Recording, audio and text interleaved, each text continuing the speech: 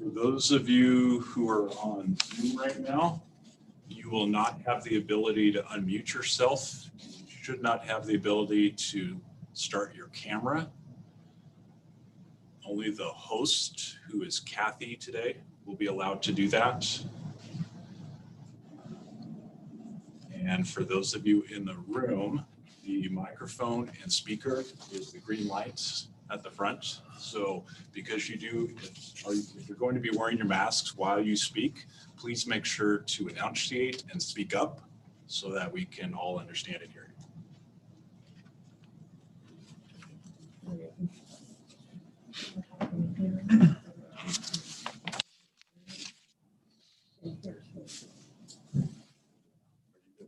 Allowing public comment? No.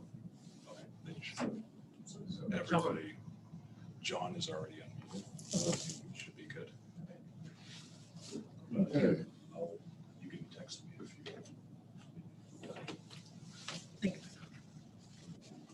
want. Okay. Call this council special session to order. It's 5:10 p.m. The discussion is regarding the discipline of Councilor Topaz. And we have been working on this for quite some time now.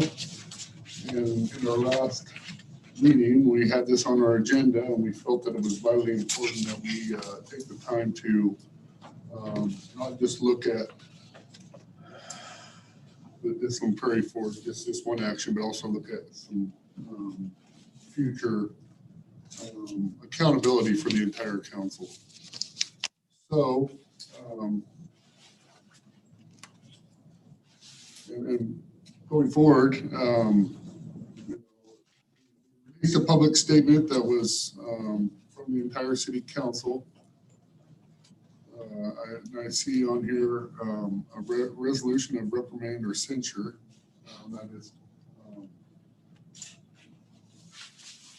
and then access to restrictions are going to be our topics that we're going to talk about. So, of course, the public statement was already read, and we have a copy of that. And the papers have received a copy of that as well.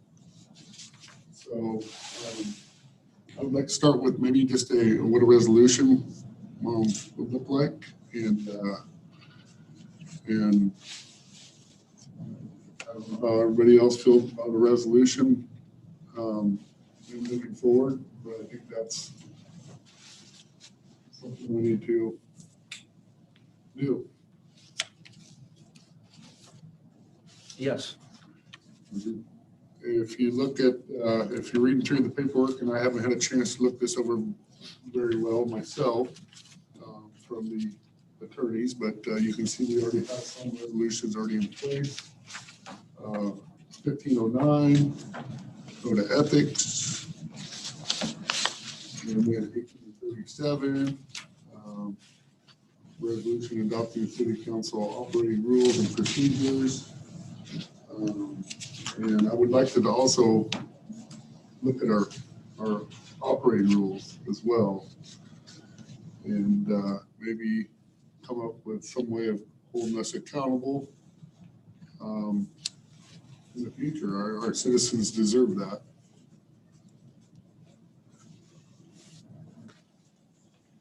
So I've asked Bill to kind of help out with the resolution, and he does. Can we share that, Bill? Yes, Mr. Mayor. Yes, Mr. Mayor, thank you. You summarized really well as to where we are. We're at a stage for the council to give us direction.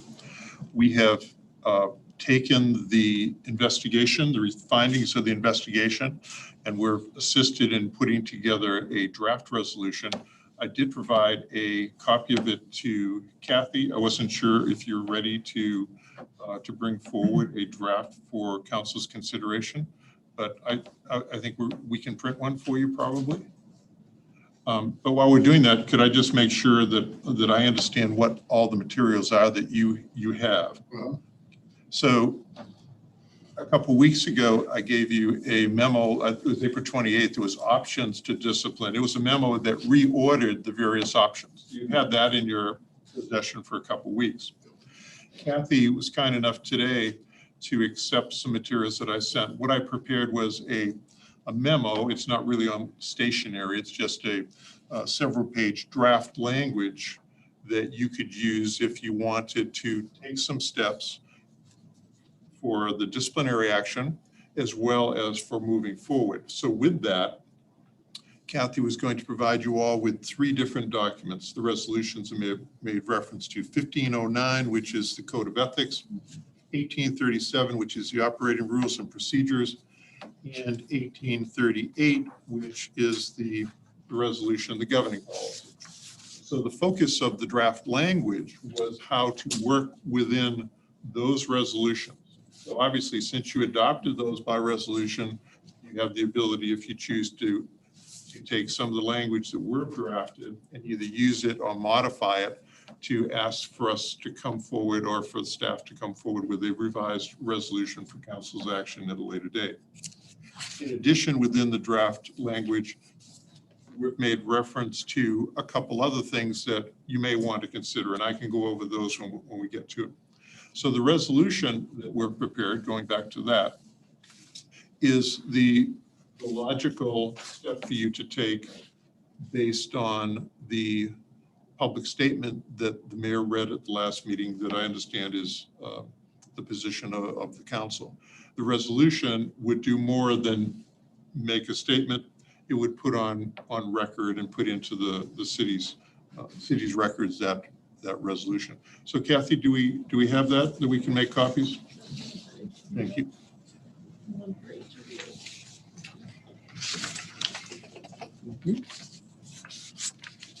So obviously, this is our effort to crystallize everything that we've heard from the investigation findings and from comments you've made and from looking at your various rules and regulations. So it would say, and I know you're reading, so I'm just going to skip around. It's a resolution that would reprimand and censure. Now, the terms reprimand and censure are terms that are used in other communities. Mr. Mayor, you asked me to take a look at other communities and see what I could find. There is no specific reference that says you have a process for reprimand or censure, but you certainly have the authority to do that. Some jurisdictions will put that into their governing rules, probably to make a clear point that that is out there. They may have had an issue in the past. And as a result, you may want to think about adding some language that make it very clear what if there's any distinction between a reprimand or a censure. We've used them generally for your purposes today. But it would be to reprimand Councilmember Topaz for engaging in behavior that would be a violation of city code of ethics and other policies. So we're found from looking through the investigator's executive summary and her findings, she made linkages to those sections, and we thought it was appropriate for you to use the existing rules of conduct that you have in place as your frame of reference for making comment about what caused you concern. So we start out with the recitation of the facts that the citizens and businesses and others are entitled to fair and ethical, productive, and accountable government, and the full confidence of the public, and the public officials are expected to comply with the letter and spirit of laws and policies of the city as well as the state affecting the operation of government. All public officials are prohibited from using or attempting to use the position held to obtain a financial benefit, but for the position held by the public official. All council members take an oath of office that says they'll faithfully perform the duties of city council member to the best of their ability and understanding, and that each member of council commits to the city council mantra, which is a statement that you have had in place, and I know you remind yourselves of it on a regular basis, that as a member of council, they're an advocate of quality and effective city services and to promote cost-sensitive and professional services to city residents and visitors, and to, in quotes, champion the city. And then also the city has a diversity statement that's a different resolution. I haven't included it here today because I don't believe that resolution requires modification unless you want to enhance the sanctions, perhaps if someone violates it.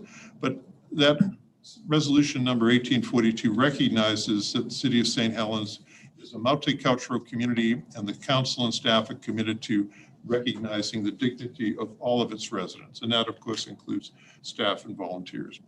And whereas the city's resolution 1509 adopted a code of ethics where officials commit to using the city's power and resources for the benefit of the public rather than any official's personal benefit, promote public respect by avoiding even the appearance of impropriety, and avoid bias or favoritism, and obey all laws and regulations. And then there's a point that the city's personnel policies prohibit harassment against an individual and have a no bullying policy.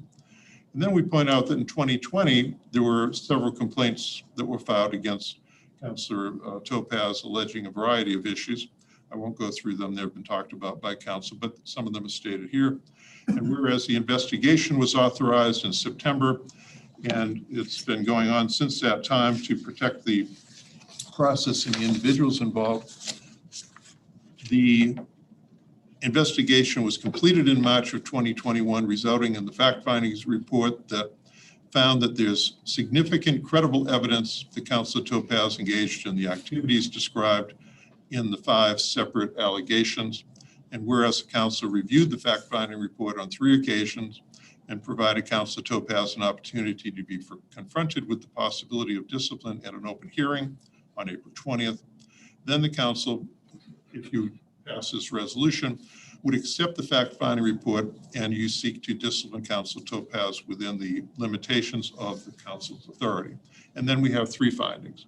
The first one is that the council finds and determines the city code of ethics requires all members of council to commit to using city's power and resources for the benefit of the public rather than any official's personal benefit, promote public respect by avoiding even the appearance of impropriety, and avoid bias or favoritism, and avoid all laws and regulations. The City Council further finds and determines that Councilor Stephen Topaz has violated the City Code of Ethics as well as other policies, including the city's diversity statement, resolution number 1842, and personnel policies that both prohibit harassment against an individual and contain a no bullying policy. Finding 2 is the council finds that because of Councilor Stephen Topaz's behavior, he's negatively affected members of the city staff and brought discredit to the city. And 3rd, the sanctions. City Council of St. Helens reprimands and censures Councilor Stephen Topaz for violations of the Code of Ethics, the diversity statement, and the personnel policy. And the resolution would become effective upon passage. So that was what we gleaned out of the earlier comments from council and from the investigators report. Certainly, if you have suggestions for modifications, this is now being turned over to you for your document, for your editing. And if you were to consider taking action on a resolution, my understanding is that tonight's not a night that you would take any action. The earliest that you could do that would be on your regular meeting of May 19th.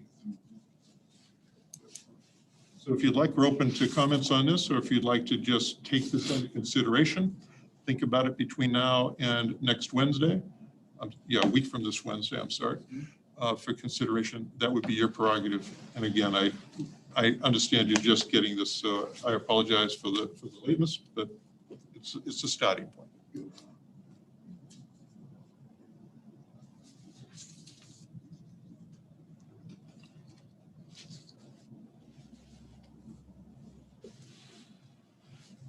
So I think everybody should have time to look this over. It pretty much just highlights what the investigation, in my opinion, what the investigation found. We hired an investigator because there's 3 sides to the story. For Topaz is the alleged people, and there's the truth somewhere in the middle. I've learned that long ago from a lot of people who are wiser than me. And that's why we ordered the investigation back in, I believe it was September 2020. And it was unanimous. And it came back as sustained. Everything that was brought up was sustained. Mayor, Mr. Mayor, when may I see the findings or this report? I have not seen that report whatsoever. It's supposed to be multi from your investigator. So I can't say, oh, that one's right, that one's wrong. Or we have not seen a word from that whatsoever. We've seen redacted summary, but we have not seen the report. And from what I've heard at other council meetings, the rest of the council has seen that. So I So this seems to be a little bit of a, let's shoot Topaz in the foot and the head, and we don't give him a gun to shoot back. Councilor Topaz, I would have to disagree in our statement. Giving you at least three opportunities to provide council with an explanation for his actions. That isn't what I said. I said I wanted to see the report that was made about me. I took my constitutional rights to first know who's charging me and know what the charge is before I make a statement. We had that meeting and you said you had an emergency meeting and I have it right here in my email. That's correct. It says that you were gonna be there and you did not show up. Yeah, that's because I was in the hospital, but don't let that detail bother you. You said I got an email right here. That I got out of the I got hospital, an yeah. email right here, I can show you. I'll go back to it. That was April 20th, I do believe. And I was in the hospital late in the morning and I got I home. will show you. the And I, email. was kind of following doctor's orders to stay at home, but that's okay. Go for it.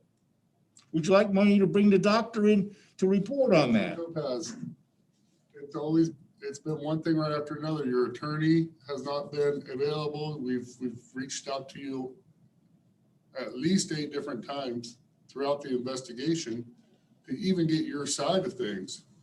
And you have evaded the investigator the whole entire time. Good.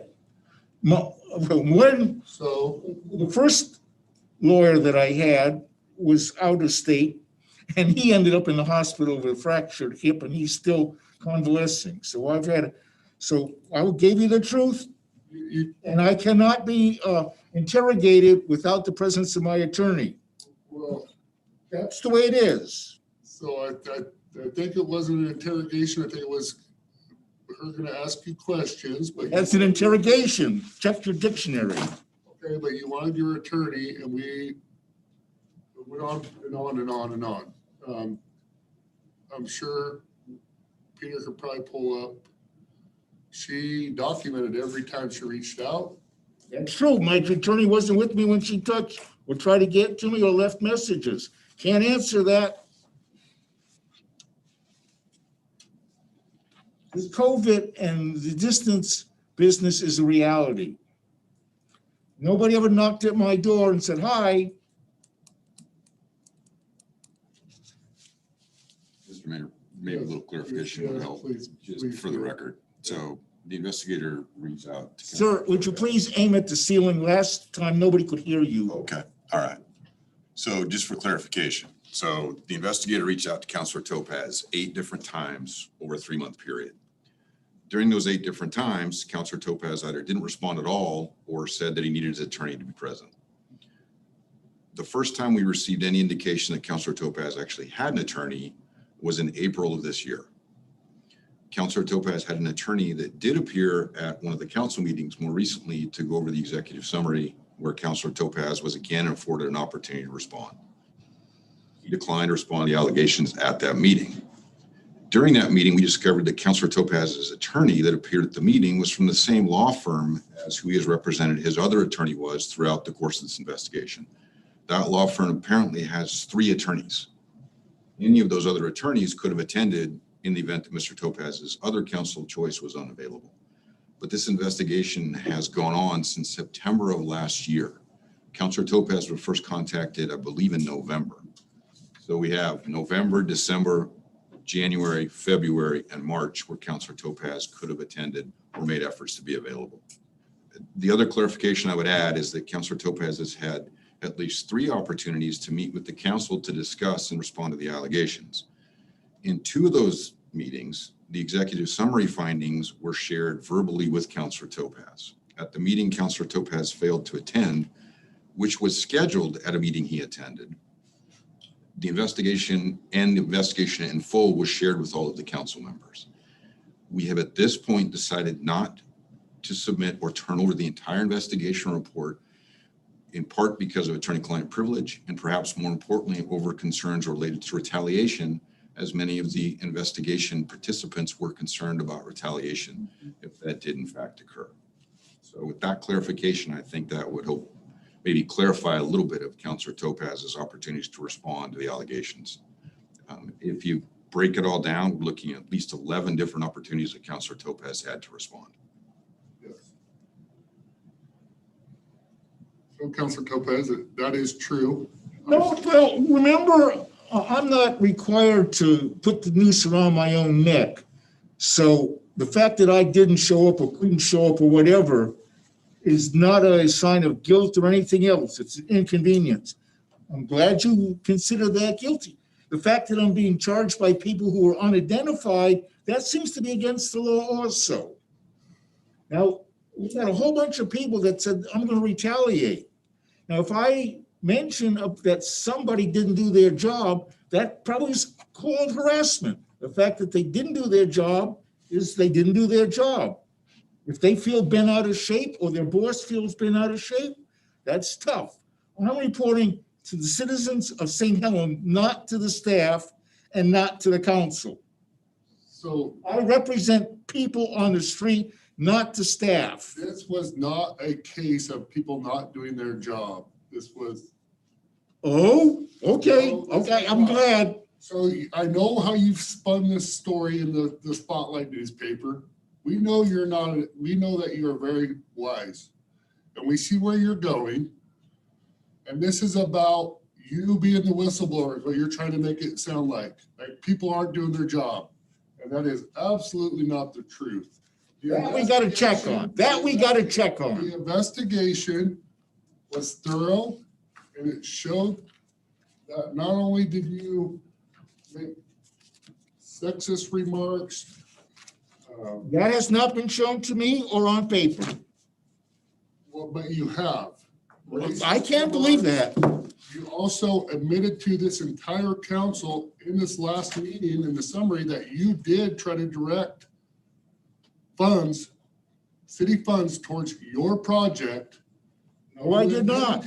In this last meeting we had here, that you admitted to that, Councilor. Okay, are you talking, well, let's go back to the word You funds. also, wait, you also said that 20 other neighbors would be benefit from it, true. That's correct. And you admittedly said that. So that is a violation of ethics. No, it's not. If I'm representing my neighborhood, It absolutely is. if I'm representing my neighborhood of which I'm part of, and they've got the same problem because of city operations that I do, I'm representing them and myself. I'm not just representing myself. I've seen your email from your next door neighbor recently trying to defend your actions on this one in particular. And Okay? it was, you admitted that you were trying to direct city funds toward your project for your own benefit. And you also said. Okay, let's back up. Benefit. Now, that is a violation of code of ethics. No, that's not. No, it is. And I'm not. May I speak? May I speak? We, May I speak? Yes or no? yes, go ahead. Okay. Councilor Perez. I took John Walsh to that person's home when water was flooding into their basement from the backyards that join us. And I showed him the water coming in. And he personally saw that. And that home is 4 homes away from mine. So we're talking about a lot of water in a lot of area. That's not my personal only business. It's my job as a counselor for the people of St. Helens to try to get things fixed for my community. So if you're trying to say it's just me, go for it. But we've got pictures of it happening. We have John Walsh as a personal witness that there's water coming into that basement. Councilor Topaz, I don't feel comfortable with you bringing John Walsh into this picture. He's a witness and he's on staff. And these are things that you could have actually explained to the investigator. But now you're wasting our time because you could have clearly stated that to the investigator Hold it. 9 times. Hold it. I should explain this to him and he could have, But now I'm going to stop you right there because really, with even your explanation, what you tried to do, and I called you out right on the spot in that meeting, and it is on video evidence. And what the investigator found does actually reference you on video evidence multiple times, not just for this one, for other things that were brought up. It's all referenced in, about half of it's referenced in video and says sustained, and even gives the minute, the detail of the nature of the meeting, city council meeting, a work session or regular session, gives exact minute of the recording and everything. Excellent. Can Yes, I finish the statement now? very thorough. Well before this investigation started, I showed John Walsh this problem. I've talked to him personally about it. He is supposed to be from council to staff, the communicator, that there's a problem. And all of a sudden, he's not involved. The water problem could have been solved basically even before I was a councilman, and it wasn't. That- My pumps, my 6 sump pumps are pumping the water out of that low end. The city put the sewer system into that area in 1912 to get rid of the water in that end, and they stopped that. That's on paper. Councilor Now Topaz. you're trying to say, I'm trying to Councilor get Topaz. my place dry? I'm just gonna- Forget it. I have to state one more thing, that you filed a lawsuit back in 2009. What was the lawsuit Over particular? the Stormwater issue. Exactly what was the nature of that trial? Well, you're the one who went. What was the no, be careful. Technically, what was the nature of that trial? Well, educate me today then. It was for the state's or for the city's ability, Speak up to the microphone, so. the city's ability to be responsible for that. It was not for whether the city did it wrong. Because if we just said the city did it wrong, they would not have fixed my place up. They would have hopefully redid the pipes. Now, the fact that it didn't follow EPA regulations is another little point. But the trial was the city responsible for that? And the people said no. So what I know are the facts is that you filed a lawsuit against the city in 2009. You lost, you appealed. You No, I did lost not. again. No, I did not. Kathy, were you here? I just have to ask Doug Morton, were you here in 2009? Do you remember, was there an appeal that he lost again? Well, let's be careful now. Okay. I went to the state licensing board about the engineering of that job. This is getting. Well, it's my turn. This is I went to the- topic. So, Mr. Mayor, I think that the nature of the meeting tonight, I Yes, thought we were beyond the opportunity to discuss the We are. investigation, and that you asked for us to bring forward some ideas for what are the next steps for just. I think we need a definition of harassment. And after the description of discipline, council can take some formal action. Then the council can also consider some ideas for potential changes to the existing regulations, if in fact those regulations are not clear to community members or council members as to what level of behavior is expected. Now, Mayor, I noticed Councilor Burkle was trying to get your attention to make a statement. I'm not sure if he still wants to make you it. probably want me to bring it back to this hand, I don't know, Councilor Berkeley. Well, just one issue, Councilor Topaz speaking for citizens, people in the neighborhood, our code of ethics states under the title Objectivity, number 4, intervention on behalf of constituents or friends is limited to ensuring fairness of procedures, verifying policies, or improving services to all citizens. So I have, that is what I have tried to think, that even if I've had issues with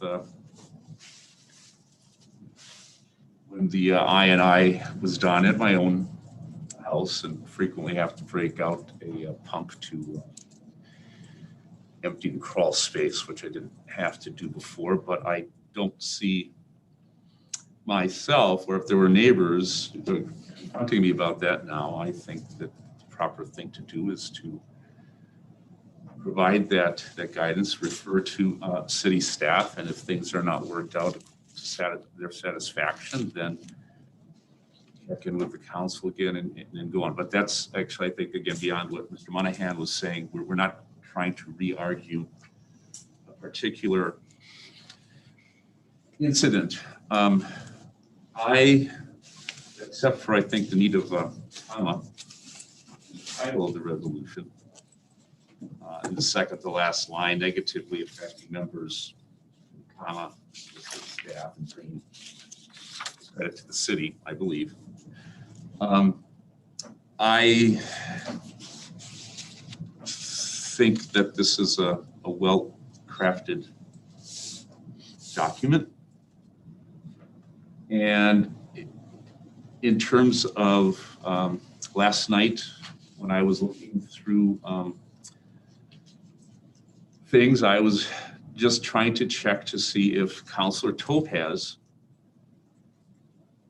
there was indication that Councilor Topaz was aware of our particular resolutions and our particular policies. And in resolution number 1881, which was passed on April 15th, 2020, there was a unanimous vote to approve that. In Exhibit A of that resolution includes individual council member agreements to avoid doing or saying anything that would harm or discredit the city, and commitments as a council, including their commitments as a council, act as an advocate for the city. Does that mean that we cannot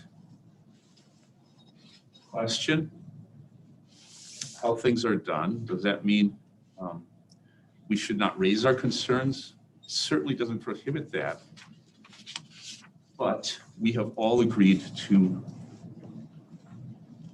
ways to do that. Our personnel policies handbook, resolution 1893, passed on July 1st of 2020. C, no harassment policy. And Mr. Councilor Topaz, I heard you say, ask about where's the definition of harassment. It's in a number of documents that we have, including this one in 1893, and C, a no harassment policy. Such harassment is prohibited, and it gives examples by employees or by non-employees, including elected officials, my emphasis, members of the community, volunteers, interns, and vendors, and in D, no bullying policy. Number one listed as verbal bullying, slandering, ridiculing, or maligning a person. I was not on the council when the investigation began, but as a member of the public attending council meetings, reading articles in the Spotlight and in the Chronicle, and I myself was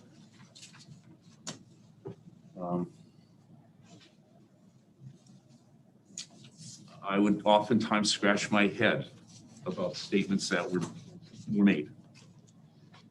And the manner in which they were made, again,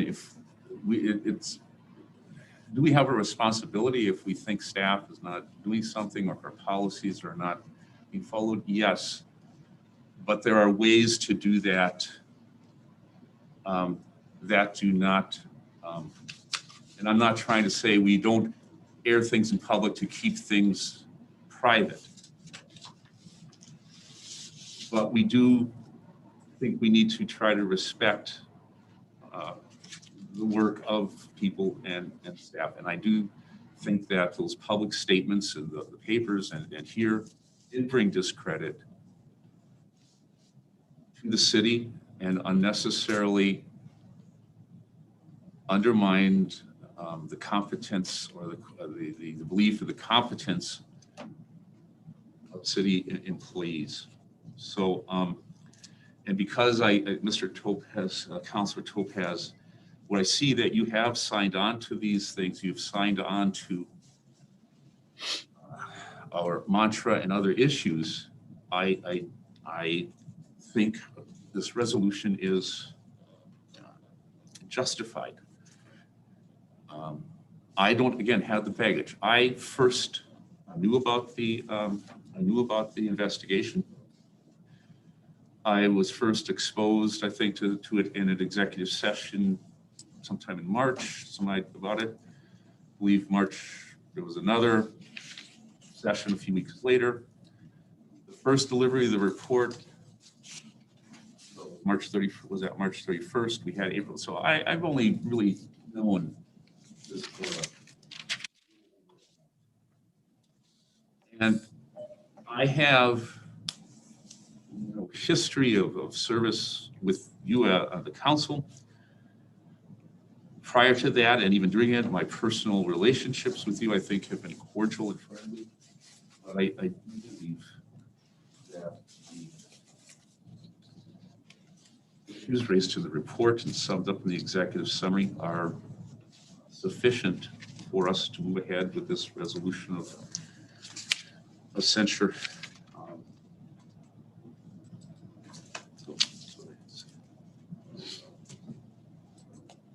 Thank you, Patrick. A question, please. Normal procedure when there's something not going the way you like or your citizens want it to go is for the councilman to hear about it from them and then quietly talk to John Walsh about it, since that's our connection.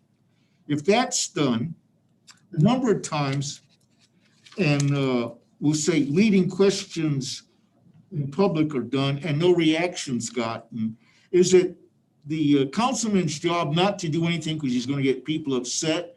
Or is it to try to remedy the problem that's hurting our citizens, even though it's going to be, we'll say, less than nice?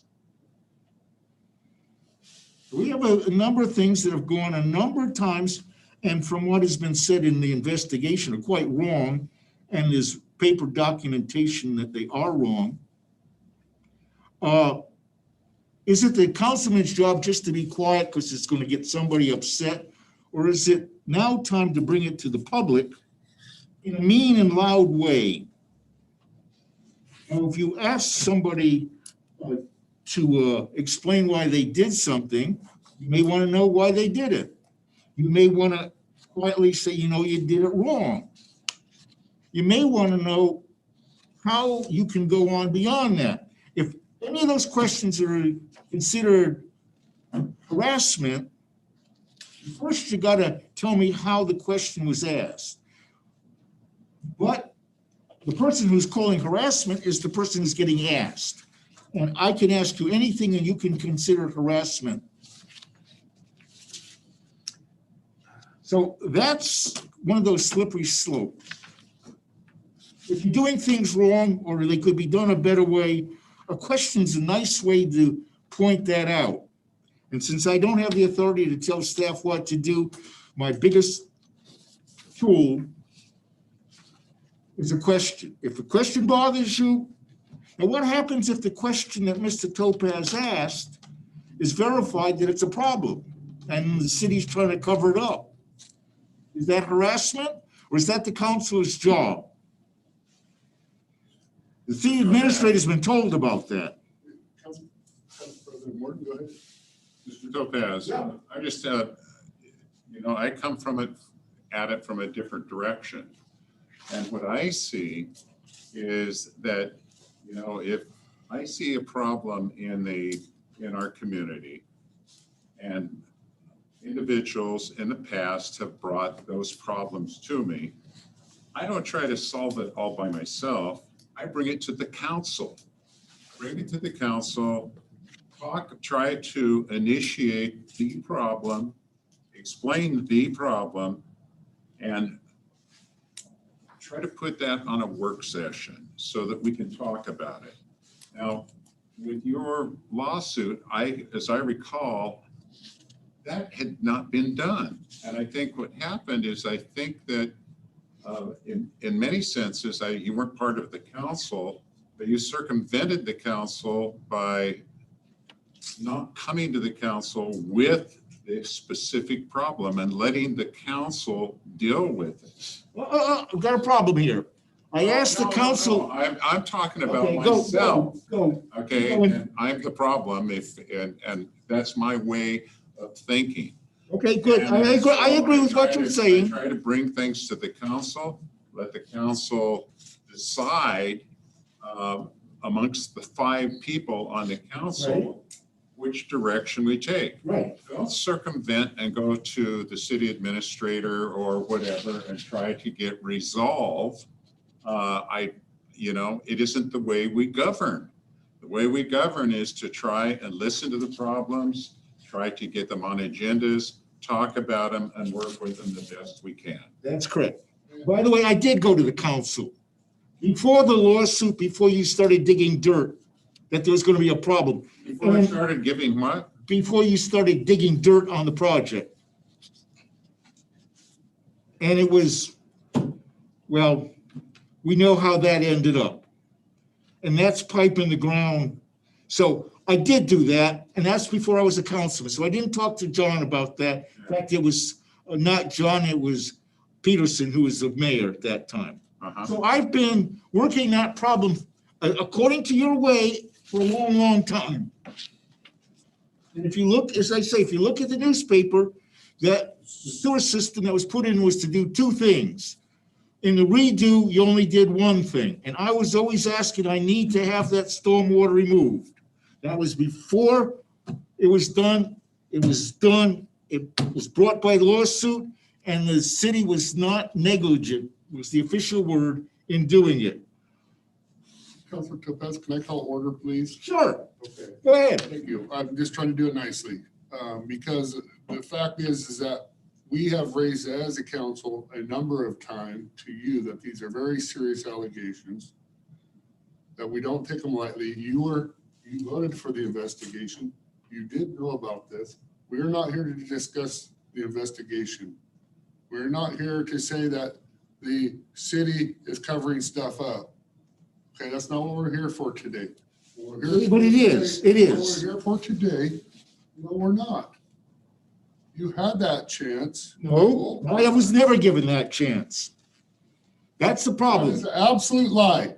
No, you keep telling me that the investigator wanted to talk to me. That's fine. Okay, But so. we never got to So, talk. Bill, what I'd like to do as far as moving forward, when a council person in our procedure somewhere,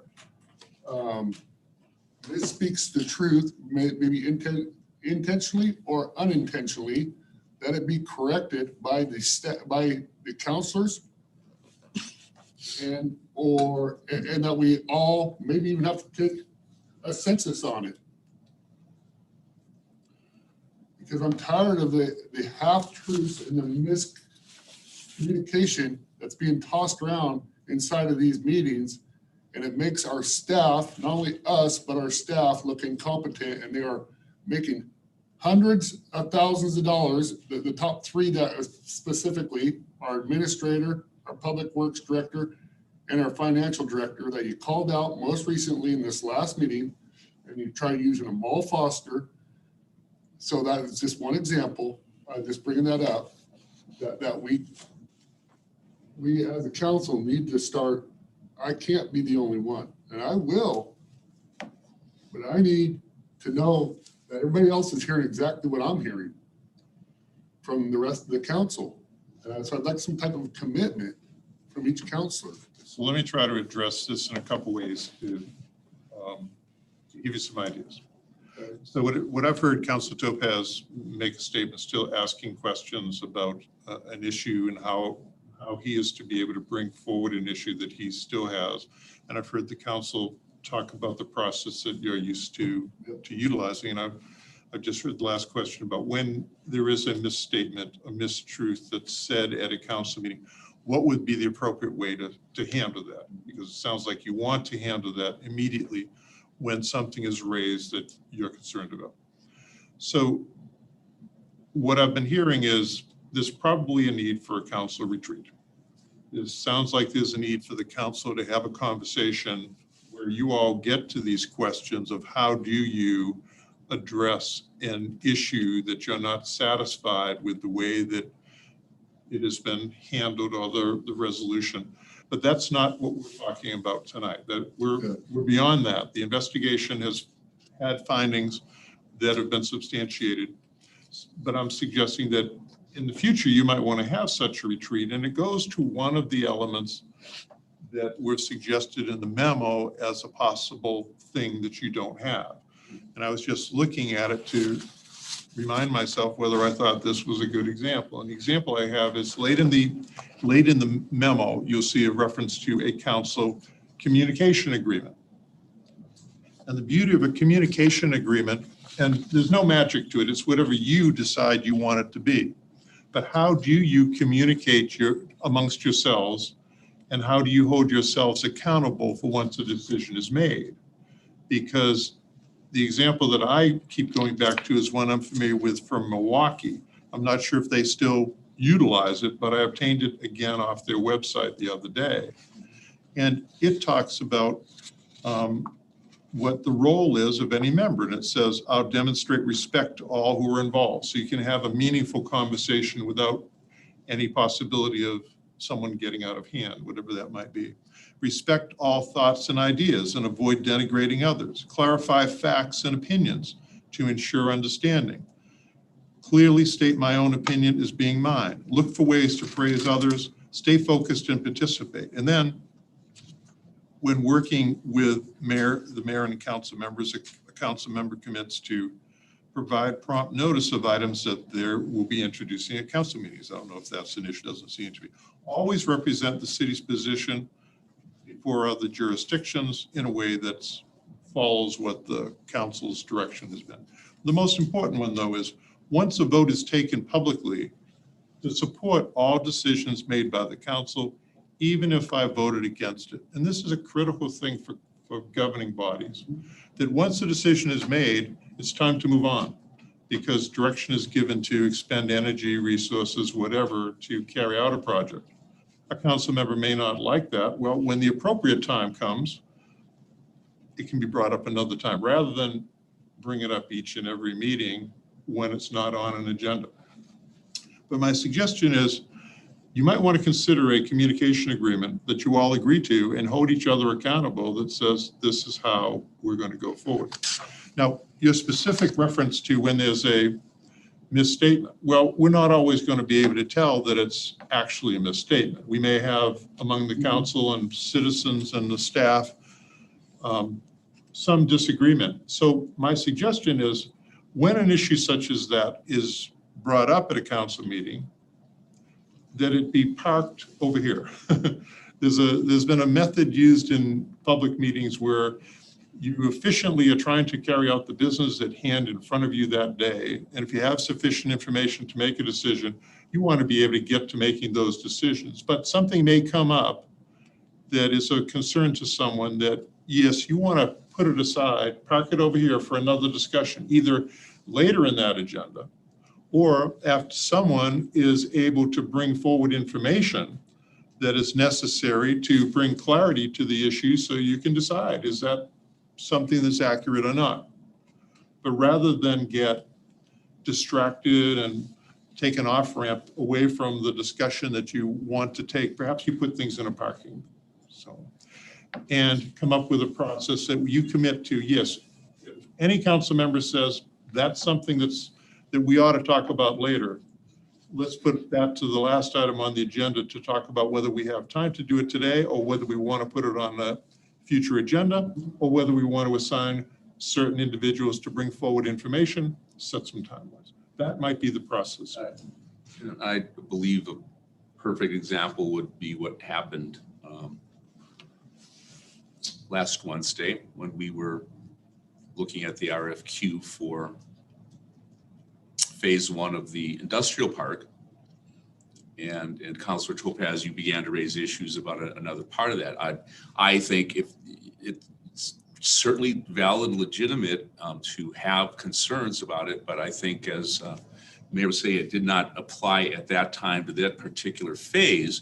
But is it something that we really need to look at? As I say, yes, let's put it in the parking lot and bring it up at another time. I would fully support that, but I think that is something we should definitely look at.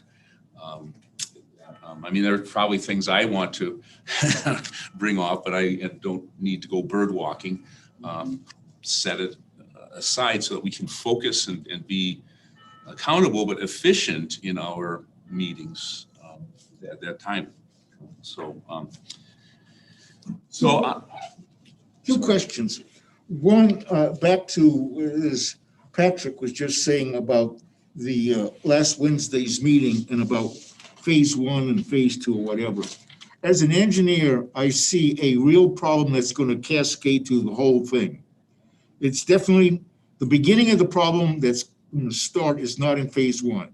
I'm afraid this is what. We're talking about how do we handle a problem? We're talking about a process, not. Or a process, okay. So can we say, hey, there's this problem, it's in the other phase, and it's gonna hurt you in this phase here. You can't say, well, phase one is all by itself. We've got a complex problem that may have some other features that are gonna get to it. We're not discussing the other features yet. So, But notice that they may bother you. Council- If you go the way it looks like right now, down the road, it's gonna cost you a lot of money or it becomes impossible. Is that the time to bring up these things? Or is it, because it's not on the agenda, you can't bring it up? Councilor Topaz, you're still trying to make it sound like you were right in your information and your justification of this explanation, which is not bearing on what we're here for today. Okay, I'm gonna bring up, We're here today to talk about discipline. okay, one other Setting thing. rules and policies in place for all of us. I'm gonna bring up the second thing. For all of us to be held The accountable. second thing. I took, not only did I go to the courts and through the city, I went to the State Engineering Licensing Board. And they said they had no authority. And when we went to the administrative court, they said I was right. And then the appeals court says you're not allowed to talk about this publicly. What are you talking about? Just wait, you'll hear.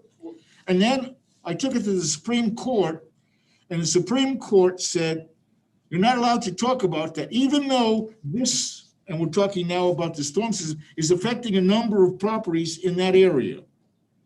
Now, the question I'm asking is, did your investigator check out what I was saying and that there was a real problem? Well, I think the answer there, counsel, Yeah. is there was an opportunity at least 8 times for Councilor Topaz to raise that issue and provide that information, and the investigator could have taken a look. It's been brought up at council meetings, though. Unfortunately, the investigator needed to have direct communication with Councilor Topaz to learn more, and Okay, that's all I need to know, that on their information. I can't say whether the investigator saw that. Peter, I don't think Yeah, you so- can either. And Counselor Topaz makes a fair point in one instance. He doesn't have to participate in the investigation. He didn't have to, and that's his right. One thing I think that everybody should keep in mind is that the cases that Counselor Topaz keeps talking about, they're public record. The Supreme Court and Court of Appeals decisions are published. They are in reporters, and if anybody wants to look at them, they can look them up and find them and verify the accuracy of Counselor Topaz's comments. I think that Bill is correct. The purpose of your meeting now is to deal with the investigation findings, which you are doing, and move on from that piece. And that's what we're talking about. That's why you're here. And Mr. Mayor, you make a good point that we're here to talk about discipline and conduct for all of the council, not just Counselor Topaz. So It just says Topaz in this these thing. issues arise in the future, or similar issues arise in the future, it's for accountability for all the council members. So that's what you're talking about doing. No, it just says Topaz in the little piece I read here. And just to clarify, in case Counselor Topaz is unclear about this, this meeting is to discuss the resolution related to Counselor Topaz's conduct, Yep. but also how the council moves forward with all of the council members with these things. so Thank you. I don't, so I had said how many minutes ago, I have think this resolution as it stands is good. I don't know, Mayor or Councilor President Morton, what you think, and if this is the document on which we want to move forward, because I would like to actually get to what I think is the most important are the procedures in Yes. place that protect staff. And I want to say right now though too, because this also floored me Wednesday. I did not call for Counselor Topaz's resignation, and that was considered in a very negative light. I did call explicitly for that. I did not, because one, I did also, and because it seemed not to give unanimous voice to the council. I did not know that the mayor or Council President Morton were going to call publicly for Councilor Topaz's resignation at that time, so far as I know. And I had no idea he was gonna bring it up. So, I researched our charter, and in the charter, it says that a counselor may resign from the council. Sure. And so I'm just suggesting very simply that Mr. Topaz consider that. Yeah. right, so I'm not saying that you should not have that neither, or that I question that you did. What I'm saying is that was then brought up later in the evening, that it was a sign that we were not unanimous, and that was just disappointing. I think there's no question, I hope there's no question that from the beginning of this, believe we have, and with Councilor Chilton as well, been unanimous, and that we need to address this issue through a resolution, and we need to take the steps to protect. Did I make a mistake and not explicitly call for resignation? I don't know. I don't think so, but I have always believed, and we've been trying to work through this process to protect our staff. So I think, if we could get that, because I know we're going to probably go on a lot, but I think there's some good stuff in here that is not going to, it does not restrict Mr. Topaz's First Amendment rights, as many people believe such restrictions might be. There are things we can do to allow Councilor Topaz to fulfill his responsibility as a counselor, but at the same time provides buffers and protections for our city staff. In this bill, we have city staff that's doing something wrong. And if you say you're doing it wrong, it's obviously a pretty hard indictment. You've gone through other things. Now, especially with a union shop, to get to correction is a very difficult path. The question is, how can the council, which has been informed by the citizens that there's a problem out there, that the city and particular people are doing things wrong, how do you get that into the system? Because right now, the minute you put it in the system, it's automatically called harassment. You're not supposed to do it. That's the question that we have to. Very simple, bring it to the council. Exactly. That's exactly the answer. The appropriate answer, Councilor Topaz, is you have a process in place for citizens to raise concerns. They are raised concerns to the city council. The city council decides to what level the concern is going to be investigated. And once the council provides it to the appropriate person to do the evaluation, the council then takes the steps, and as I read from that other communication agreement, for councils to be able to work on the many things that come before them, there are times that a council has to say, we're done with an issue. We have made a decision. It may be by a 3-2 vote in this community, but it could be that issue is done for that point in time. It could come up again in another context at an appropriate time through the council's process. But in order for the government to function, the issue has to be resolved and decided. I don't know how else to say it, but it's for the council to determine how it is going to work. But the council makes decisions as a group. No individual council member, unless they're delegated the role by a city council, no individual council member has the right to act individually. So if I can, Mr. Mayor, members of the council, perhaps I can move forward, because there's a couple of things we really feel are critical we have to get to, because. Please. Can I ask one question about the group before you go on to that? On this, the council has voted on a thing, 3-2, okay? And all of us have taken an oath that we would follow the laws of the United States, the state of Oregon, and the prerequisites of the city of St. Helens. What happens if the council has voted to do something that's illegal under federal law? Are you bound by that to stay with the I'm afraid council? We're not ready to give any kind of legal advice on a hypothetical. Okay, that's all I want to, thank you. It's a hypothetical question. Any issues that are of a legal nature, I hope that people on council recognize those are significant. They should be raised through the proper channels through a city administrator. And if it requires our attention, we would work on it in that. You know, we would That's- appreciate the council. We're here today to try to get, through this discipline and also set policy and procedures in place. And you said you had a couple items. that Yes, would I do, be Mr. really Mayor. helpful. Yeah, so thank you. And we've gone through that. There's been a public statement. We've talked about the resolution. Obviously, that's your opportunity if you wish to put it on the agenda for next Wednesday, either in this form or in some modified form. The third that is important and why we want to get to this is, as you know, these complaints have been raised since September. And there are some employees that through the investigation interviews, we feel they are waiting for clear direction from council and in some cases, some concern about potential protection. As a result, there's a section that is here after the after the resolution of access and restrictions.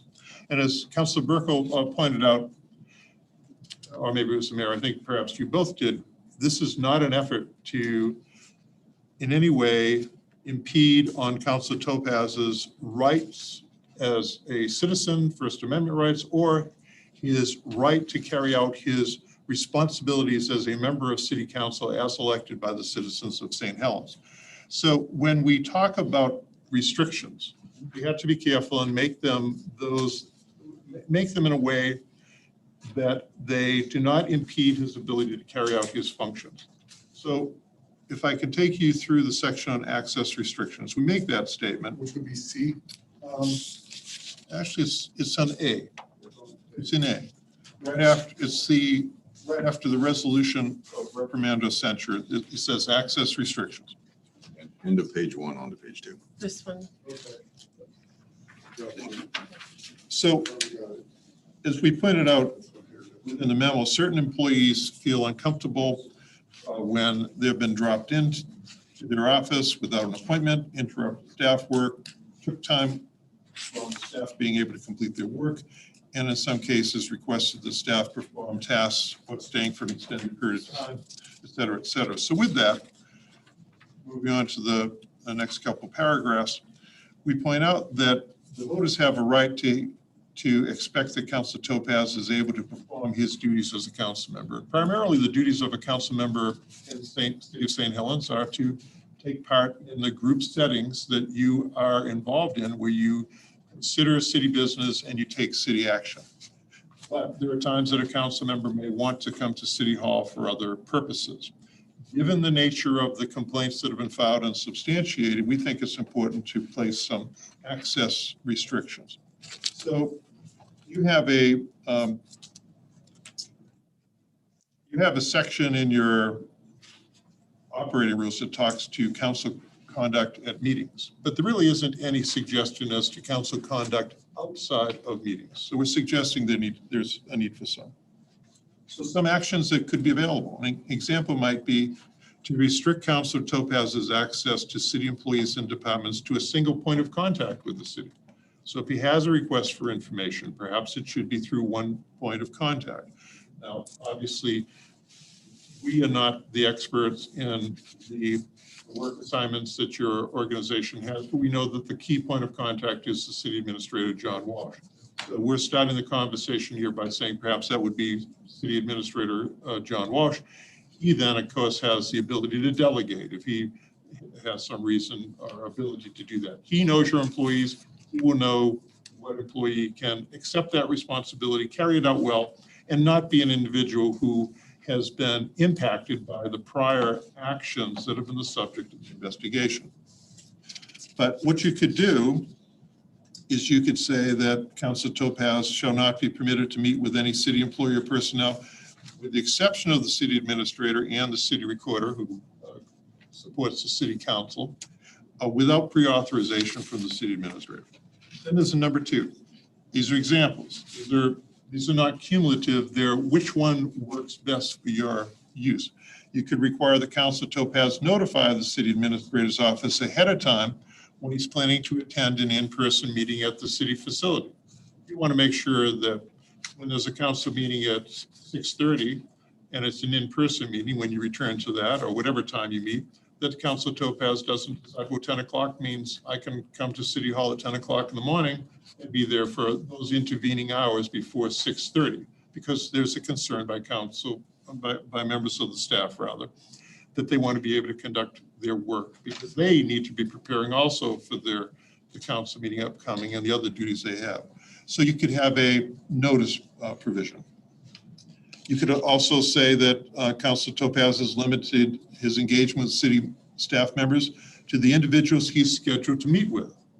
So if he has a scheduled meeting that goes through a process that you establish, let's say he's going to meet with Kathy, he comes in and meets with Kathy at the end of the meeting with Kathy, the expectation is that his meeting time and time at City Hall is over and that he is to exit City Hall rather than move to a different office to drop in and have a conversation with another employee.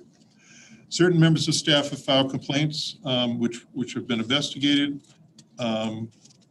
And given the widespread and potentially continuing nature of the behavior, we think that you might want to consider directing any request for information of materials through a designated individual.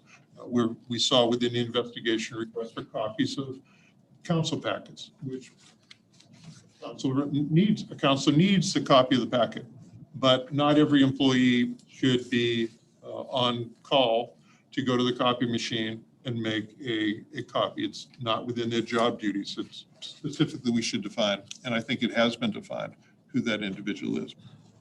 So should the council wish to impose any of the restrictions, issue a statement of remedial actions, you need to make that clear to staff and to Council Topaz. And we've listed, I think, 5 different ones. 1, Council Topaz access to city employees and departments could be through the city administrator, and requests for information, records of meetings should be made through the administrator, and Council Topaz shall not meet with any city employee or personnel other than the administrator or city recorder without pre-authorization. Another example, if he's planning to attend a meeting, notify the city administrator's office when he plans to be there for that specific meeting. Now, there's also to limit engagement with staff members of the individual that you would be scheduled to meet with. So these are just examples. You might have others that you think are also necessary. The last one, number 5, is one that escalates to a little higher concern, but perhaps it's one that you might want to use initially and see how it goes. And that would be that when a staff member is required to meet with Council Topaz for their job duties, such meeting would be attended by at least one other city employee, including the city administrator or the city administrator's designated. And that might be appropriate for a period of time to make sure that the process is working and that employees are feeling the support that they deserve to see the council took their issues seriously. I like number 5. I do like that idea. Your challenge that you have here, and we've talked about this a number of different times, is that the city is an employer, but Councilor Topaz is also an elected official. So this is about balancing those 2 competing interests in this case.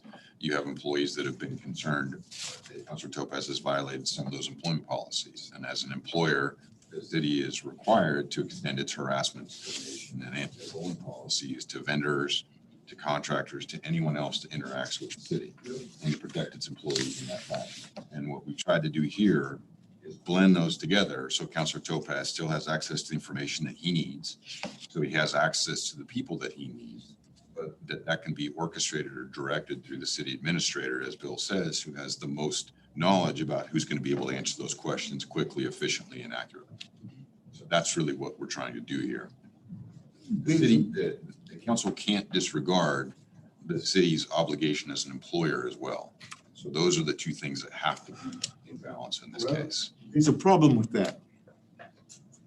I'm the boss, and I told you not to talk about this to Mr. Topaz. So I'm gonna accompany Mr. Topaz to talk to that employee, and Mr. Topaz wants that information or needs that information. Well, that employee knows that they better not talk. So then the information is invalid that Mr. Topaz collects. I think making that type of assumption Yeah, is an affront to the staff of the city of St. no, Helens. that's a whole. You mean it could never happen? You mean it never could happen, or you don't think it should happen? So I want to keep this on the right level. Okay. So as Council President Morton knows, I used to do some training for the League of Oregon Cities. I think you attended one that I did years ago at the League on Effective Council Manager Relations and Effective City Councils. Mhm. And one of the inherent expectations is that everyone is on the same team and everyone believes in the quality and the abilities of the other individuals. And that's why I suggested at the beginning that what you might need to have to hash this out further is a retreat. You may need a facilitator who can come in and help you all understand exactly what the needs are.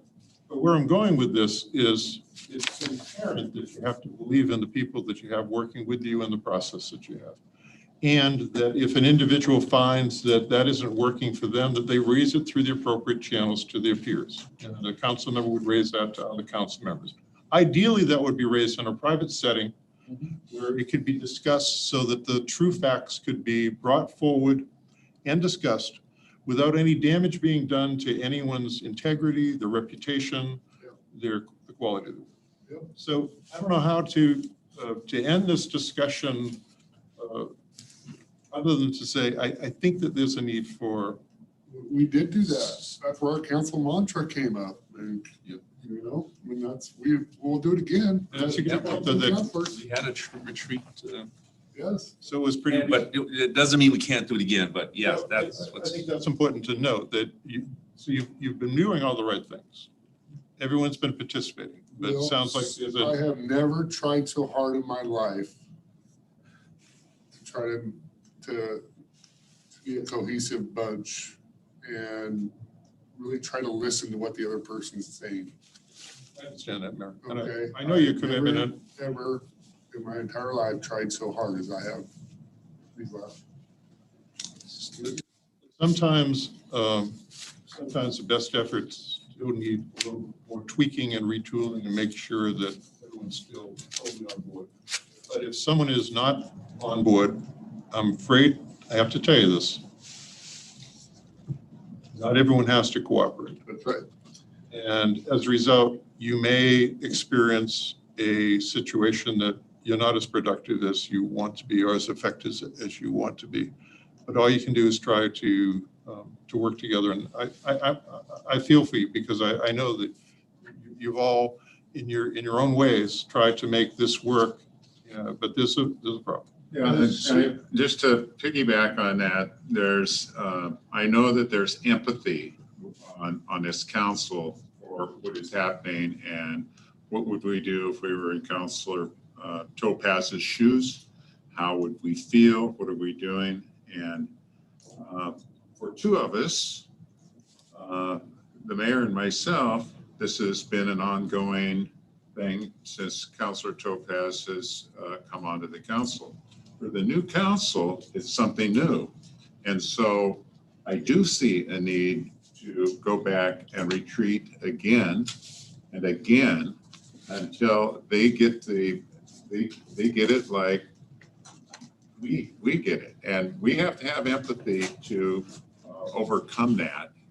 It can't be boring for us. It can't be routine. It's both of us have got to engage even though it's old business. So I'm up for that. I'm up to resolving this issue and getting it behind us.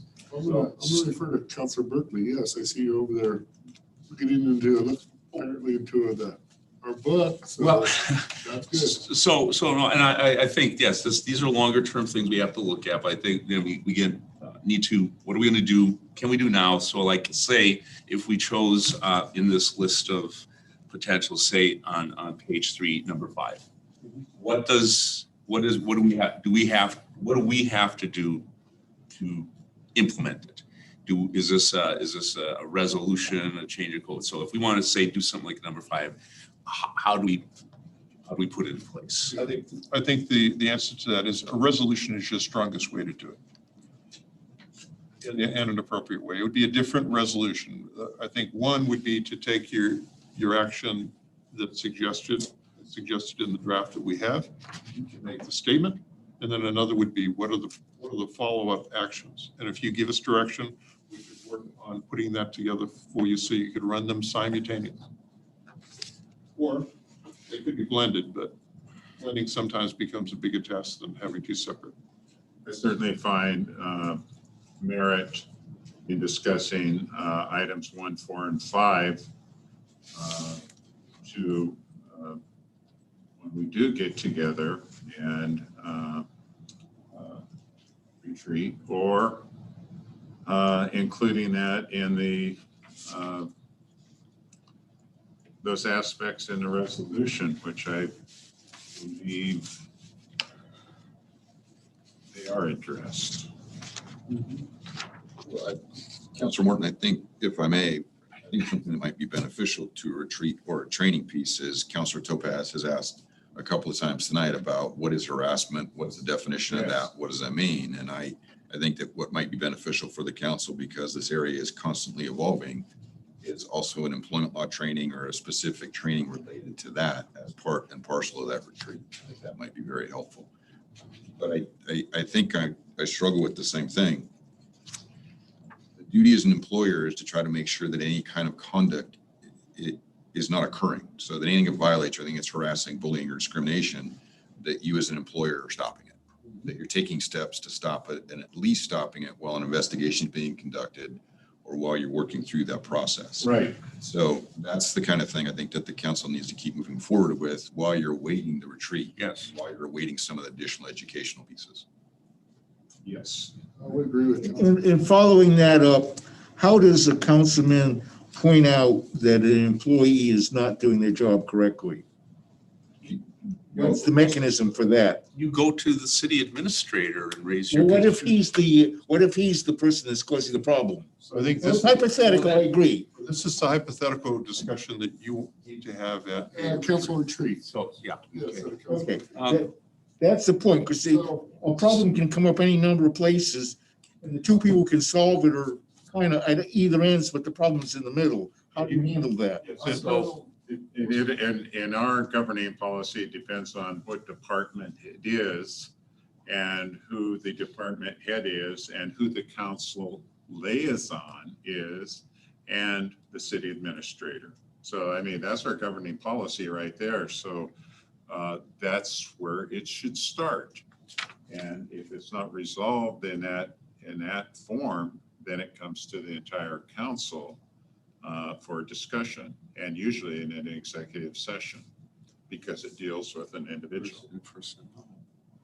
That's a great point, that in a retreat setting, you could have a conversation about the governing policy, because you have a unique structure. Make sure everyone understands that, and if you need to put more meat to it, more definition, more process to paths to take, and what happens if someone's not satisfied with the result of their raising an issue, you can put that into a separate resolution. Yeah, and that governing policy, that one that I just cited, was dealt with as a team kind of thing where there are 2 staff members and 1 council. And all 3 have to agree. If all 3 don't agree, then it comes to the council. It's a collaborative process is how you play it. Yeah, so that's a process that's in place, Mr. Topaz, and I don't know if we went over that clear enough in our when we discussed those issues in the past or not, but that's the process that, as I understand it. Council Berkeley, I see you wanted to see my comment a little bit. Well, no, so I think, again, we need to do I'd like to see if we want to craft or direct council to do Yes. a draft resolution that we can vote on as soon as possible. I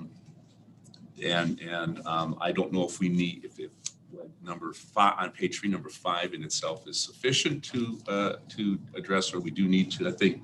I said 1, 4, You and said 1, 5. 4, and 5, that we need to do that. I mean, I'm concerned that because we won't be able to act on it again until Wednesday, and after next week, Wednesday, right? Yes. Yes. Because it does concern me that in last week, Wednesday, that just as common, the decency to have a commitment to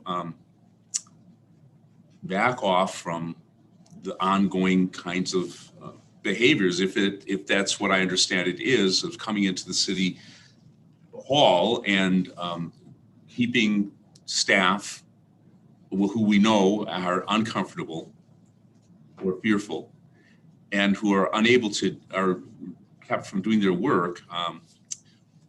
It bothers me that we wouldn't, unless we call another emergency session prior to next Wednesday.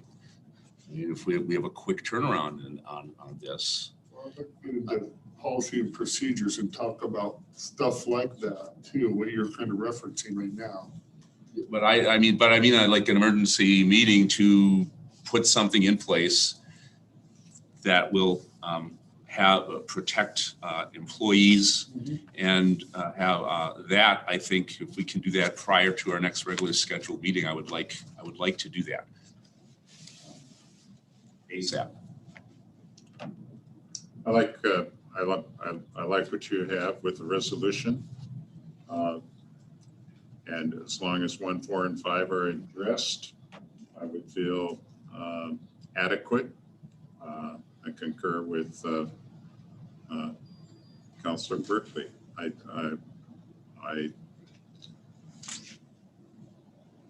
I know that in our next meeting, we can discuss this and make changes. So when we have our full council aboard, and I think that would be fair. And so that's where I'm at with it. And so I think it was good work that was presented to us. And I think the options for me are 1, 4, and 5 to move forward and get get more effective language into the resolution that reflect 1, 4, and 5. Is that your position also, Mr. Mayor? We can certainly incorporate 1, 4, and 5 as a starting point into the resolution. Yeah. Get that back to you so it's on your agenda. And obviously, Councilor Chota hasn't had an opportunity to see this. She may have some ideas, and you may have other thoughts between now and then. A resolution can be modified at the council meeting. Okay. Yeah. You I okay guess- with that? So, I mean, we're going to just keep it until our next regularly scheduled meeting, or No, are we going to schedule an emergency session prior to that? I don't think we need to. I think we can resolve it at our next meeting. What I'm saying is we can resolve, I don't know, because again, what I was flabbergasted, and I know there's some people out in the public who did not believe it. They believe that I've known about this stuff and been told dozens of times. I think there's 3 occasions on which I was aware of some of the behaviors to which Councilor Topaz was accused of. And after I saw the executive summary and the report, I thought that the behaviors had stopped. I did not know until last week, Wednesday, that the behaviors have been continuing. That's what I understand is happening. It's happening. And if that is what is happening, and harassment is, and it's not just asking a question. We don't have a right I don't have a right as a city councilor to come into the city hall or any place at any time I want to talk and take up people's time. When I was a chairman of the school board, I checked in at the receptionist office every time I went in before I went to talk with the superintendent, or I went to talk with other, and I was the chairman of the school board. And I didn't dare just enter into that building and start taking up staff people's time and keeping them from their work and their business. And so that does concern me that that goes on. It's not asking the question, ask the questions, but we don't have a right to just be coming in and taking up valuable time for people to do their business, to do their job, to help the residents of our city. And that it does concern me that if that is happening, and then why I would like to have that taken care of sooner than later. Well, that's Pat's attitude of how to run management. I have a different attitude. So now we have two opinions. Let me come. And that gets to be, only their opinion is very good. Let me I come from a very different place, and technically, I'm a councilman, and they're supposed to be helping me. I'm not taking up 10 hours of their time, and if they don't like my questions, you can say that. By the way, I haven't been in this building for a number of weeks. I've been in a couple of times in and out, so talking to people and harassing people, I can name everybody that I've talked to on one hand. So if you're getting stories that I'm harassing people, good. I really like that. Counselor Topaz? Yeah. I'm not allowed for council Okay, good. He's to interject. Yeah, just to address, We have to- Councilman, what you're concerned about, and there's a distinction, we keep talking about this, that there's the council and then there's the city as an employer. And the council members don't supervise the employees. That's not your role. That's not your function. correct. The employees are supervised by the city administrator. And the city administrator can set forth any kind of conditions that he wants to on how his employees interact with the council members. So that's a way that you can go ahead and deal with that while the council is trying to determine how it deals with the councilors. So there are ways that Mr. Walsh, the city administrator, can deal with that and potentially determine who interacts with Councilor Topaz. And if I can add, as we've said, we are not here. We are not physically present to understand what the level of issues are today. This document that we're prepared is in response to the issues raised by September of last year. Whether things are continuing on at the today is not known to us. So as Peter said, whatever John can construct that is relevant to existing situations and how to make things work, we need John's input. Yes. So then let's go ahead and move forward. I agree with the council on that part of disciplinary action. That does not inhibit. Councilor Topaz can do his business perfectly well with those in place. So that is the extent of our conversation about the discipline actions. And then the next section is to talk about moving forward. Are there some suggested changes that you could make to your existing resolutions that perhaps can help us to avoid reoccurrence of issues and to hold all council members accountable, those that are here today and those that come in the future to work with the city. So going to page 4, I guess, of the document, there is a series of ideas, potential changes. One would be change to the governing policy. And we've talked about the possibility of, if you have a concern about a council member's actions, you may want to change the present structure that says that each and every council member is assigned at least one department to be the liaison to.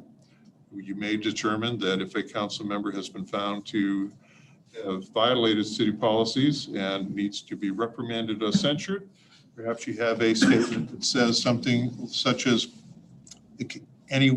every council member will have an assignment subject to the allocation and delegation of authorities,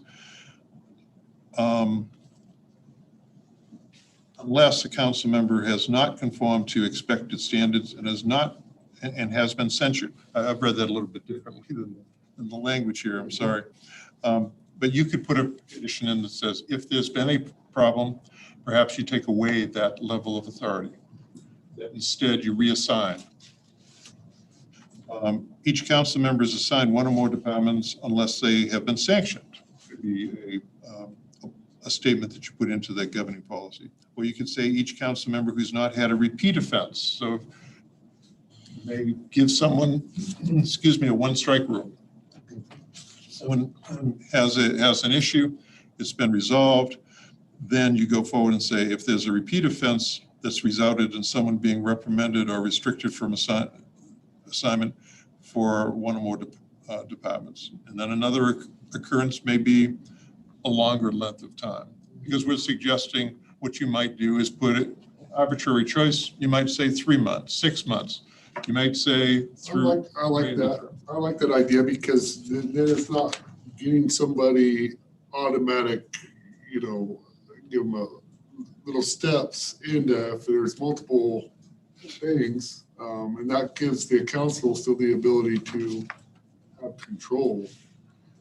You'd be able to monitor and determine whether or not a person understood the severity of their actions and that they took some corrective actions.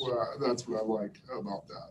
Yeah, the one caveat we'd add to that would be a situation where if you do have a specific complaint from an employee with respect to a council member's conduct, the council always needs to reserve the right to be able to suspend that interaction between that council member and that individual while the investigation's going on, while those things are being fleshed out. Yep. That's kind of your initial preliminary step. You could do that like in a person to person instead of like, you know, a person to person offense, you know, somewhere in our rules. Yeah, I think same thing we talked about. First duty, right? Make it stop. Even if you have doubts about it, even if it's. This is actually, we're talking about future stuff now. I know.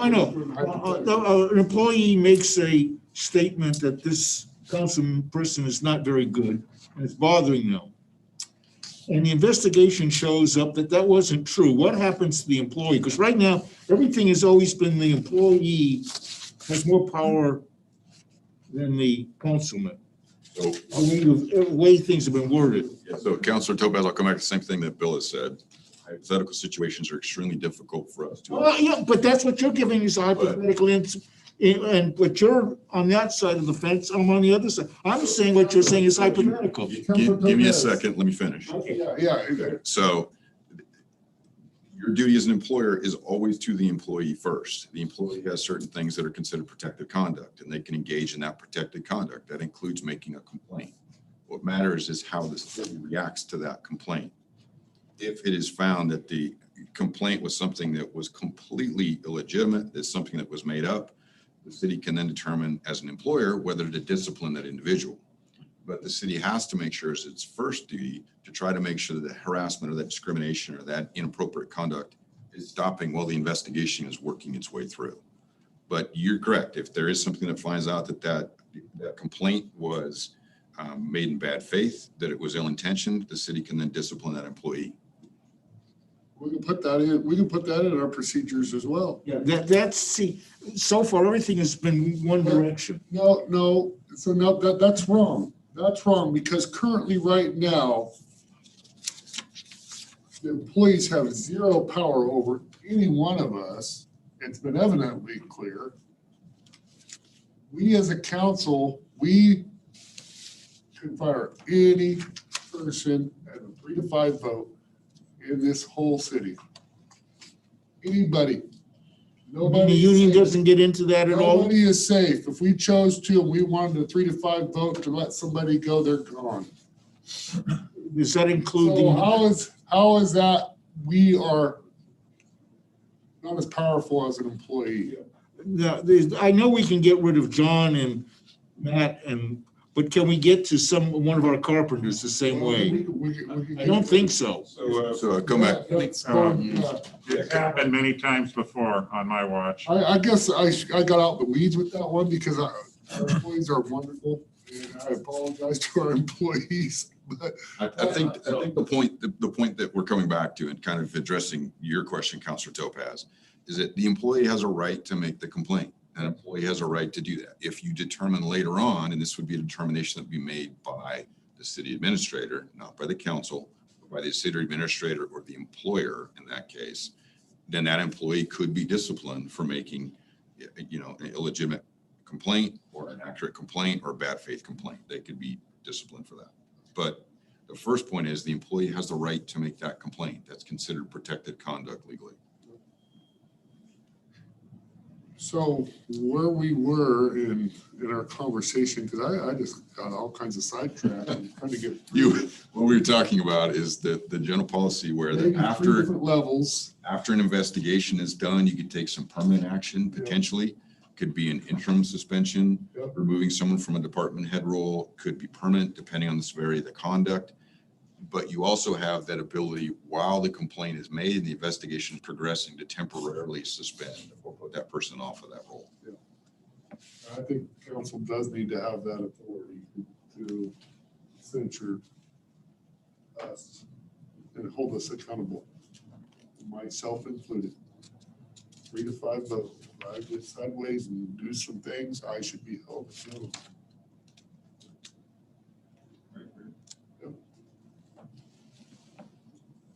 Okay, so we understand that. That'll be one that we bring forward in a package. Yeah. And then can I move forward to the Code of Ethics then? Yes. So the Code of Ethics is Resolution 1509, and it refers to elected and appointed officials.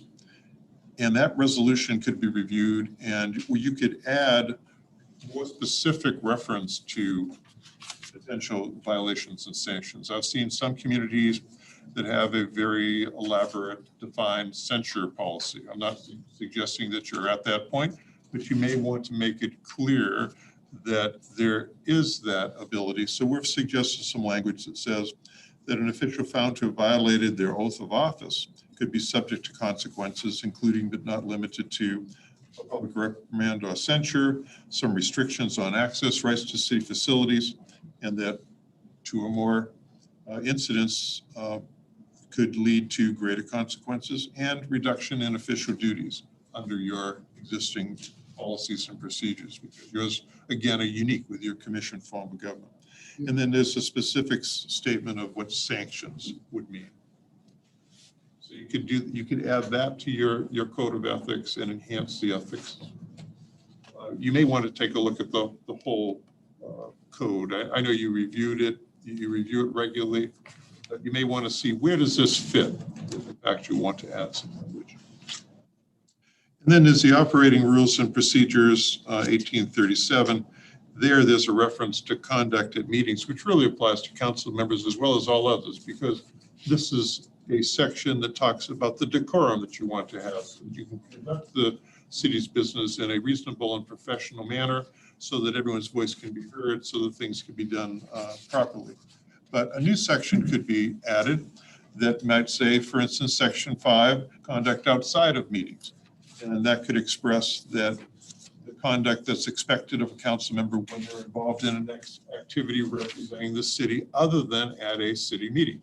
Now, a lot of communities are concerned about when their members of council are at, say, county or regional engagements. I haven't heard any issue here today, but that could be something that is one that the council has worked on in the past, where, for instance, maybe a council member has gone to a regional meeting and made a statement that when you heard about it later, you said, well, that council member wasn't authorized to make that statement on behalf of the council. Either that's not the council's position, that's that person's individual position, or they disclosed information that was confidential that never should have been said, or we really need to have an opportunity to talk about these things before anyone goes and expresses any opinion. Maybe when they go to a setting where they know the council hasn't talked about an item, but it could be coming up later, what the best answer is. I'm not able to make a comment tonight, but I'll be happy to come back after going back to my council. So you could create some language that deals with that. So Section A is, I'm sorry, not Section A, Section B is representing the city at a function other than a city activity. You could put some teeth to what your expectations are. You could say that as city building or property as a member of council, what your expectations are. That person, again, not engage in conversation and take staff members from their appointed duties, not make requests that are not necessary. A third is interacting with a member of the staff could be fine, and representing the city in some other way. For instance, What if a member of council chose to go out to a job site where you have entered into a contract and you've got someone who's going to be paving a street? And your expectation is you want that street paved between 7 o'clock in the morning and 5 in the afternoon. But a council member gets a complaint from a neighbor that says they're out there too early. Could you go out there and do something? And the council member goes out at 8 o'clock and says, you need to stop now. Well, a council member is not authorized to do that if the contract said the work time is between 7. And I'm not suggesting in any way that that's what Councilor Topaz has done. I'm suggesting this council going forward, you might want to make it very clear that going to a job site is a concern, because anytime a city council member is seen by a staff member, a vendor, a contractor, they may not understand the way decisions are made, and they may put you on a level that is not appropriate for what the city wants to have happen. And in the example I had, it's possible that someone would stop the job site, and next thing you know, the city didn't get the job done that day, and the contractor can't come back for a period of time, and you can start making up the scenario of what goes wrong. Let's go to another, the council goes out to a job site and just looks, doesn't say anything. Is that a violation? That's the right of any citizen, Councilor Topaz. Okay, so if somebody said, Councilor so-and-so is out there and he's sort of doing the wrong thing. Now, That's taking you to another. oh, I agree. But his was only presence.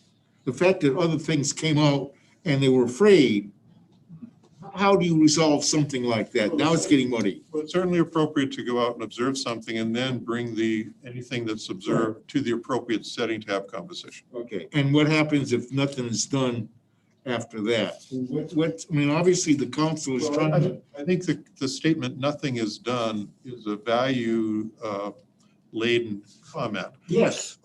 And one individual may not think anything is done, while the other 4 members of council might feel, we heard it, we discussed it, we've got information, we resolved it, we moved on.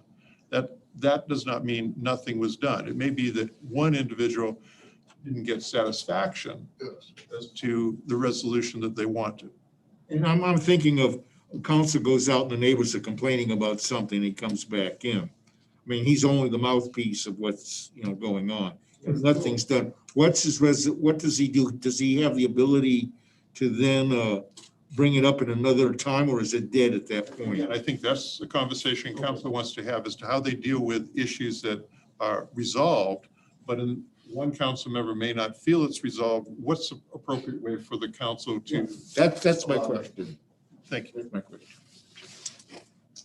So council could add a statement. We provided a statement here that might say something like, the council may make and enforce its own rules and ensure compliance with the city and state laws. If the council receives a complaint or has reason to believe that a council member has engaged in conduct that potentially violates its rules, etc., the council may take prompt action to protect the integrity of the council and city staff and personnel, including but not limited by reasonably restricting the council members' access to staff and personnel. So this is clarifying what we're suggesting you're already doing. Yes. To make it very, very clear so that staff understands that protection's there and that the community knows. And if the council finds that a council member has substantially violated the rules, state law, or city policies, the council may take action to protect the council integrity and the city and discipline the council member with a public reprimand, and may consider imposing reasonable restrictions on the offending council member. So just enhancing your codes with more language. Unfortunately, we're not suggesting to you language that gives you the ability to step beyond your role as council members and to do more in the way of policing yourselves. Sure. We're not suggesting that there's any place to suggest and you must resign if you do this. As Councilor President Wooden brought up at the last meeting, it's an opportunity that the individual has to determine whether or not they think that it's appropriate for them to take that action. The next section is a communication agreement. I talked about that a bit. That would be a new agreement, because I think I've suggested to you before, the city of Milwaukee had an agreement that they wordsmithed it every time there were new members of council so that everyone had an opportunity to understand what its prior meaning and intent was and how they wanted to modify it so that it better expressed how they would communicate amongst themselves and commit to the actions that the council took. And then each one of them would sign that document. What does that do? It gives you a peer-to-peer accountability, which you basically have, but it shows to the public the commitment that you have to work together and agree to work together. So that's just an example. We can bring you one to look at if you like. And then your oath of office is fine, but one suggested possibility is we know that a new person coming on to council reads the oath, makes the statements, and I'm sure they believe in all the statements that they're making, but wouldn't it be great if you also had a document that says this is the job of the city council, this is how this council works? Because there are communities that have members of council that have a city council member in another community, then they move to your community.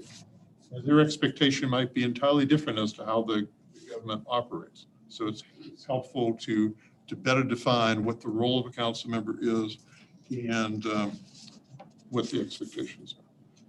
So those last. Interesting as well as to when a new person takes the oath, that the entire council join in. And I know that there's specifically in teams and athletic teams, those kinds of things are involved every season, every new season. New individuals, they know that they're working together as a team. That's a great point. And what some communities do is they take their document, their ground rules. And I know you recently readopted it, so you do it regularly.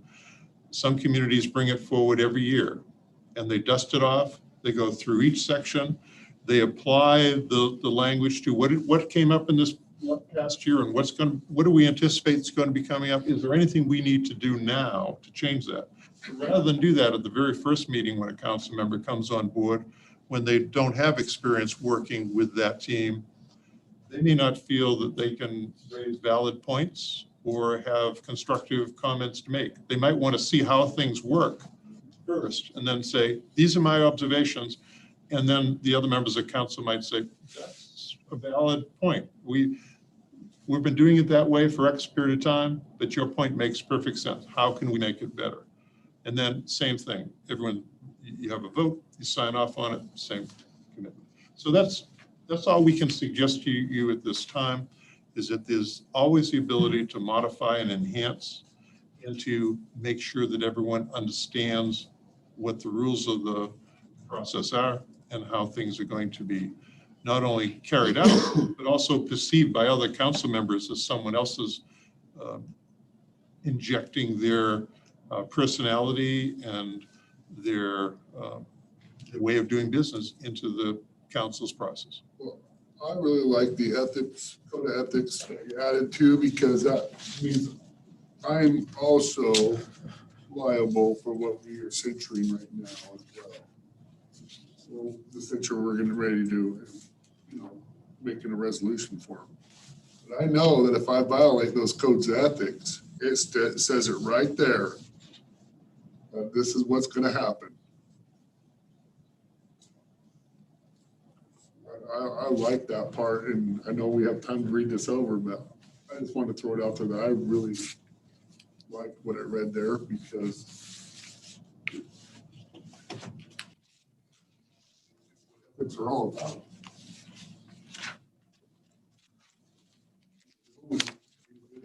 Or when you're not being a good human being.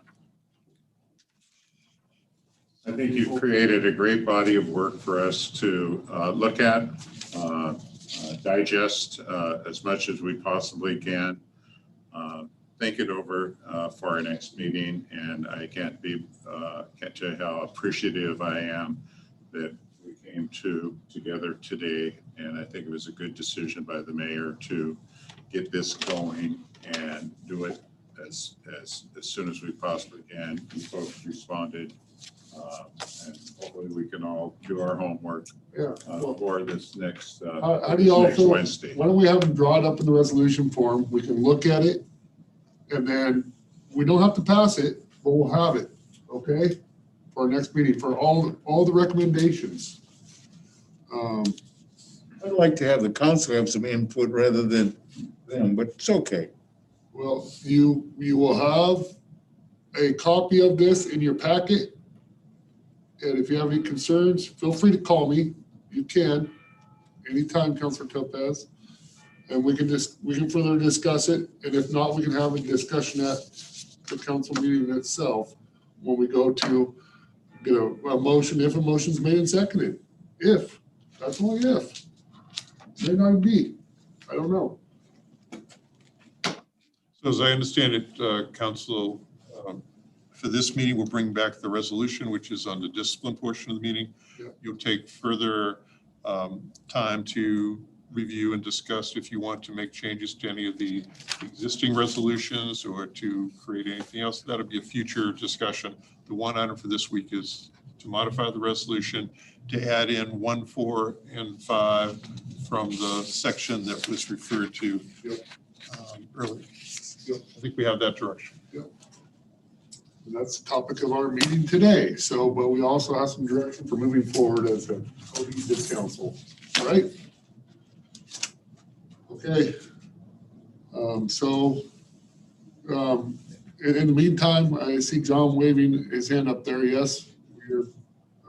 Yeah, Mayor, if I could just add, hopefully it's not too much background mic there. So I hope you have no. Is that acceptable? It's really annoying on my end. Yeah, it's all right. Okay. No, I just wanted to hopefully you have a renewed appreciation for the role of the city administrator here, where, I'm working for all of the council. My role is to serve all of you. This is a team sport. Local government is very much a team sport. It's also be the administrative head of this organization and to do what I can to help stop things. And then there's the other role of community ombudsman, doing, the developing a relationship outside the community and moving the city forward.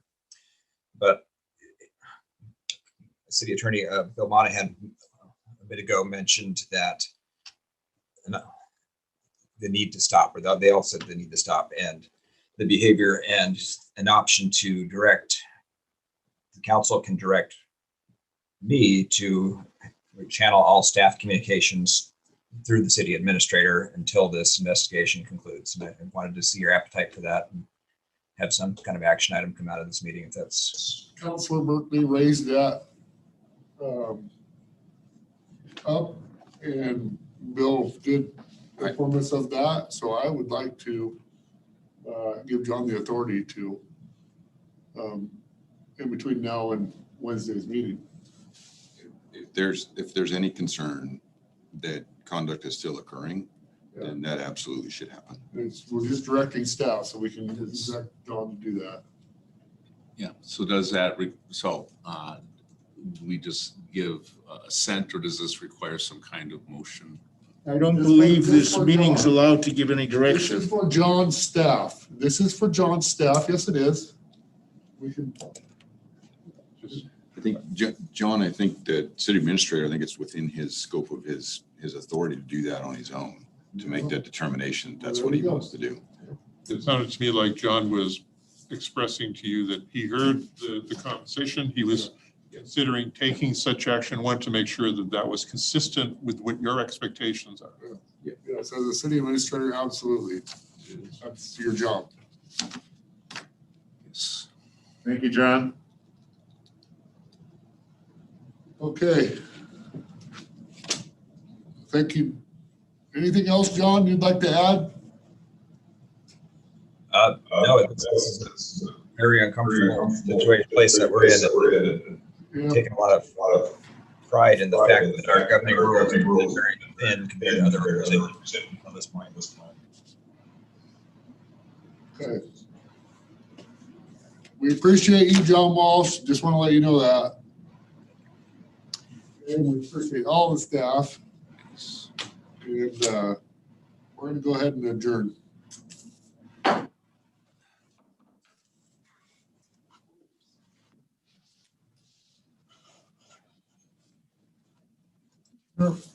copy of this?